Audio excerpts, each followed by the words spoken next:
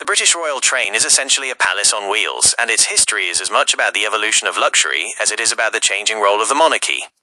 Here is a quick whistle-stop tour of its journey from the Victorian era to today.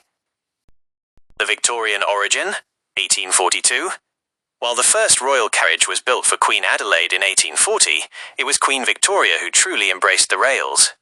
In June 1842, she became the first monarch to travel by train from Slough to Paddington.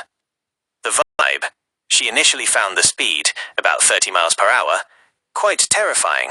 The upgrade, she eventually became a rail superfan, ordering lavish saloons decorated in 23-carat gold leaf and quilted silk. The golden age of luxury, early 20th century. During the reigns of King Edward VII and King George V, the train became an indispensable tool for statecraft. Innovation. These years saw the introduction of modern comforts like electric lighting, ensuite bathrooms, and specialized dining cars. War Office. During World War II, the train was armored and used by King George VI as a mobile headquarters, allowing him to visit bombed cities across Britain while remaining secure. The modern era, 1977 present. To mark the Silver Jubilee of Queen Elizabeth II in 1977, the current dedicated royal train was formed. Functional over flashy. Unlike the gilded Victorian carriages, the modern interiors, mostly renovated in the late 70s and 80s, are surprisingly modest. They look more like a high-end 1980s hotel, comfortable and functional but not blingy. Composition. The train usually consists of 7 to 9 specialized carriages, including sleepers, dining cars, and a courier's car for staff and security.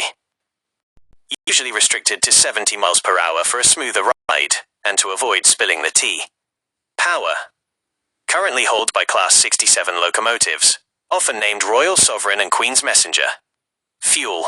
In 2022, the train began running on hydrotreated vegetable oil, HVO, to reduce its carbon footprint. The bath rule. Legend has it that drivers were told not to brake or accelerate sharply at 7:30 a.m., as that was the Queen's scheduled bath time. The train today. While King Charles III is a frequent user, the train is often a subject of debate regarding its cost versus its utility. However, it remains the most secure and efficient way for the sovereign to travel overnight and arrive in a city centre refreshed for a full day of engagements.